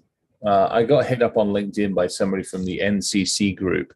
And for whatever reason, I was trying to figure out who the hell that was. And I'm like, is that the NSO is the group that need to be taken out fucking shot. It's not the NCC group. So there we go. But I think that's, you know, we would laugh about, it wasn't that long ago when we would laugh about that stuff as being conspiracy theory, prepper bullshit. And every day that passes, it seems like maybe that's not so fucking crazy. Maybe it's not so fucking crazy for me to have, you know, a 30-day supply of water in my basement, you know, clean water. And I fuck, I don't know. mean, I mean, Part of going down to Mexico though is, I mean, I feel good about that because they're not like that there. right. So there is hope for the world. I don't know how much hope there is for the US. We're kind of doughy. We are so fucking spoiled. It's And not I would fucking even funny. expand that to say Western world. So the Western world has gotten very disconnected from death, very disconnected from struggle, from suffering. There are plenty of places in this world that are very close to that. And I think when it gets pinchy, Yeah. it's the doughy folk that aren't going to do so hot. Well, that's one of the guys I was talking to this morning. You know, they've got a pretty big presence in Belarus. They had a big presence in Ukraine. They've got a good presence now in Bulgaria. And he was asking for ideas on how to get people out of Belarus. I'm like, well, I mean, hoof it. I got hit up by somebody on the same bloody question on LinkedIn. Oh, did you really? Yeah, I want to say it wasn't Because Czech. the Belarusian president is allies with Putin, but the Right. people are not. So the people are Yeah. sabotage. The people themselves are sabotaging their own infrastructure so that the Russians can't use it. But at the same time, they're suffering because now they just sabotage their own infrastructure. I mean, it's things like that that for us, it seems so foreign. It seems so far away. Well, if we wouldn't do it, that's the problem. 1940s America, all day from Sunday. Sorry, kids, it's struggle time. Everybody pony up a child. Everybody sacrifice, food, and I mean that's how it went down. World War II, no joke. This country had sacrificed a lot. If you weren't over there with guns, you were here giving up something. Yeah. I 100% do not believe that we would rally like that. That the way we are today, everybody would just, I'm getting mine, screw you, screw yours. And and no, I'm not gonna not do that thing to help. You can't have my extra can of soup when I have enough to feed my family for 5 years. I won't even give you the one can. You know what I mean? Like, it's just. Well, there are some people who will. And I'm speaking in mass volume, right? Yeah. I'm saying as a country as a whole, like we did in the 40s. Yes, there will be individuals. Not everybody's shitty. But we also know that the bigger the group of humans, the lower the IQ and the more likely they are to go with the herd. It almost seems like an unraveling, doesn't it? I mean, they say that the fabric of society, it almost seems like it's sort of unraveling. And yeah, I don't know. I mean, the societies that don't unravel maybe are the ones that come out ahead at some point. And we're security, again, bringing this back to what we do for a living. You see this play out in business, right? With the people that we serve, right? When I give you a solution that's so obvious that it's the right thing to do, yet you don't do it. And the reason why you don't do it is because you don't see what's in it for you. You see what's in it for other people. You see how this will benefit, your constituents in your state or the employees or your customers. But time and time again, you're caught with this. Why aren't you doing that? I'll give you another example. There was a really large healthcare entity that was a customer, still is actually, I think, of FR Secure. I think they are again. They did their assessment way back when. It was like a 450. Right? The next year did their assessment. It was like a 450. The next year they did their assessment. It was like a 450. So our analyst who was on this account was like, I don't feel comfortable with this. So they brought it to my attention and they're like, what should we do? I like, get a meeting. Let's get a meeting with this C-level, as many C-level executives as we can, so that we can, get some FaceTime. So he did a great job, got that all set up. And then I went to the meeting and I said, we're not going to do this anymore. They're like, why aren't you going to do this anymore? I go, because your motivation is all fucked up. He said, well, we have to do it once a year for compliance. I go, that's not the reason why we're here. I said, you need to do something with these risks, And so they said, well, we just accept them. I go, they're not yours to accept. Take this fucking assessment right now to the next patient who comes in this hospital and ask them if they're okay with this. It's their information. It's not yours. But you see this as like, you're so damn selfish that it's, well, I'm fine with it because I'm not going to suffer any consequences. Mm-hmm. But the people you're fucking serving are. And I think you're hitting on a really interesting point because it's what society's doing too, right? We just accept it that this is the way things are. Did I send you guys the meme with the shark sticking out of the house? And the caption on the meme was, normally I would have some questions, but because it's 2022, moving on. Yeah. And I saw that and I was instantly like, okay, that's just terrifyingly true, because even myself at this point, I was joking, but also not joking. Like, I'm not going to be surprised if all of a sudden there's COVID plus monkeypox plus that comes out in the next couple of weeks. Okay.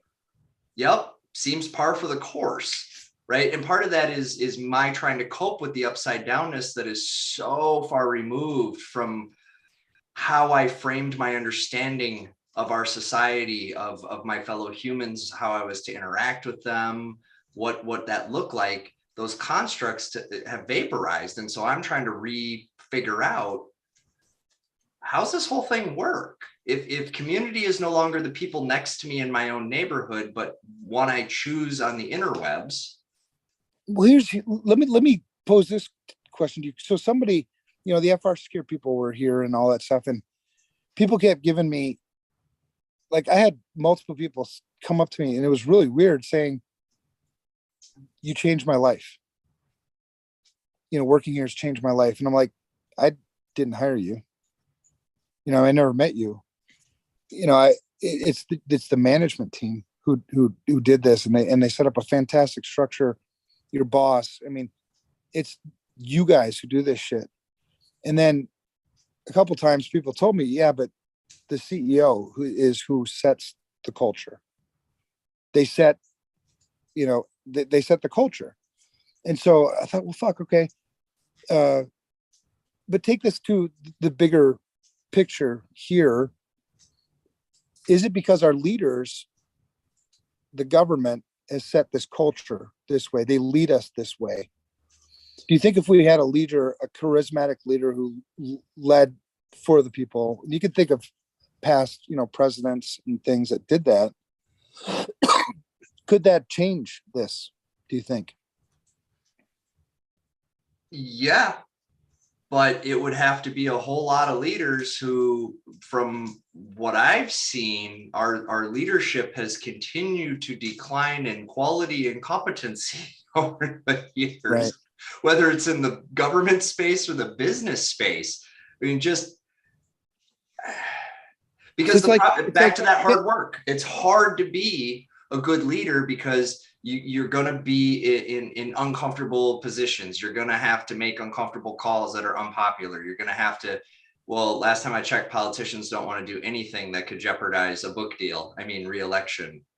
Right. No, you're right. And so, but you take like Kennedy's words, ask not what your country can do for you, but what you can do for your country. That resonated, and it's still a very famous quote. But I mean, that kind of leader, I think, and what I'm trying to do is establish some hope that we haven't gone past a point of no return. Maybe we have, I don't know, but we do need a change. And taking this again back to the roles and responsibilities about what the fuck you do here. sometimes you need a change of leadership. So if you're a CISO or you're in this spot where you're frustrated as hell and you've done everything you can think of to try to establish good governance for your information security program, and you just can't do it, rather than continuing to beat your head against the wall, go somewhere else. Go to a place where there is good leadership, where there is good culture, where they will do things for the right reasons. They do exist because we run into them, but outside of that, without significant changes in the law, because there is no accountability. So you look at boards of directors, we say that they're ultimately responsible, but so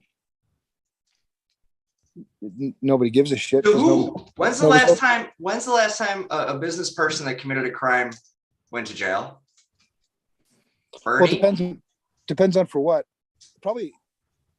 Committed a business crime, right? Because I swear I'll have to find it, but there's like a list of companies that are actively breaking the law on a daily basis, and the government has pretty much set up a program that goes, just cut us this amount of a check every day, and we'll just ignore the fact that's happening. Mm-hmm. Like, I'm recalling this correctly, right? I'm pretty sure there's this list. Oh yeah. Well, if that's the deal, how the hell do you get accountability? If I can literally run afoul of the law openly, and the government's like, you should probably go to jail, but instead give us a little bit of money. Well, then you look at like the Department of Homeland Security and CISA, knowing what you know about the overall structure of things, it's all just window dressing. You haven't addressed the root of the problem, but you keep treating symptoms, keep putting Band-Aids on bullet wounds. It's not going to change. Right.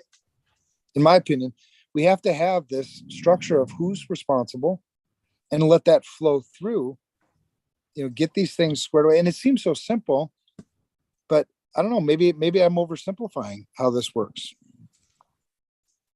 I mean, Chris, you got your position. It sounds like you've got a really healthy environment to work in, and they understand their responsibilities. But I think it's in talking to a lot of folks, even the last 24 hours over at RSA, and then some other stuff the last couple of days, and even just listening. I mean, we've all got a lot of experience. It's relatively unique. This is not, unfortunately, this is not the norm. This is a pretty unique situation. I have rarely come across an environment where so many people are aligned as to what the mission is and the logical reasons, whys, wherefores, and means for getting there effectively, not by stepping over dead bodies or treading on the shoulders or heads of others, but by actually working together effectively. I relish it, and I'm very humbled / honored to be part of it. But I also recognize that it is a relatively unique situation. No, it's cool, man, and that makes me happy as your friend, to see a friend in a healthy environment.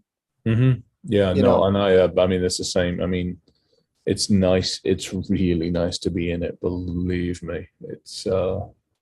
Yeah, I was talking to a couple of friends, and they're like, "Hey, so how are you doing?" I'm like, "I'm happy. I'm happy." Yeah, and that's I think, depending on what you find it's getting late. So depending on, we have to figure out how we're going to rally as practitioners still, because we're still not, obviously, when you look at the state of affairs, how this is actually supposed to work. So put the ego aside, do it for the community. If you have a better way, like what we said on this show tonight, we said the board of directors is, assuming they exist, is ultimately responsible for information security. We said that the CISO, takes direction from that. They don't make the risk decisions. They consult the business to make risk decisions. They implement those risk decisions because, believe it or not, the board of directors is going to make a whole bunch of risk decisions that you don't agree with as the CISO. So then you're left with a choice. Is this a decision that I can live with, or is this a decision I can't live with? And if you can't, then maybe update your resume or try to take the fight up the next cycle. But we're just, if you disagree with any of that, I mean, in the interest of building this community, if you disagree with it or have opinions about it, then let's talk. Because if we're wrong, then tell us we're wrong. Explain it to us. Okay. And you need to do it. There's only 2 rules for explaining it to me. Don't change the fucking subject and don't attack my character. Mm-hmm. If you can stay on point, I'm all ears, because I want to build a community, and I understand that there's definitely going to be some points I'm going to have to compromise on in the name of community, but enough is enough. I mean, we have to do it eventually. So fucking, how much longer are we going to wait? So I will close out by saying this. Showing up every Thursday and doing this is having more of an impact than maybe we're aware of. Doing things like the mentor program, doing things like the vCISO course. I have had the distinct pleasure of meeting a few of the folks who are like, hey, heard ya, took action. And I look at them and I'm like, have you graduated elementary school yet? You're like 4.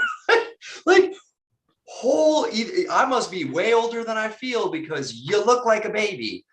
But there is hope. I am seeing glimmers of the younger generation who doesn't necessarily put value on the things that we do, doesn't necessarily view the world in the way that we do, but the humanness of them, and I believe that natural peace endowed by the creator goes, wow, being shitty doesn't feel good. I want to help. I want to give back.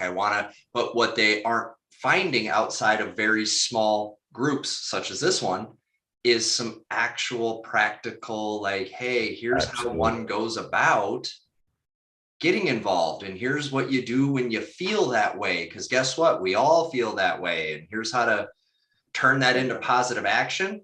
I believe if we continue down the path and bring some more of our friends to the table, gray matter being one of the ways we do that, I do think we can have an impact. I do think we can affect some of the youth and rally. But we got to do something, and it can't just be us. We've got to hunt out those like-minded souls, and we got to get them involved, and we got to create opportunities. That's my thought of how we actually, leave it better than we found it.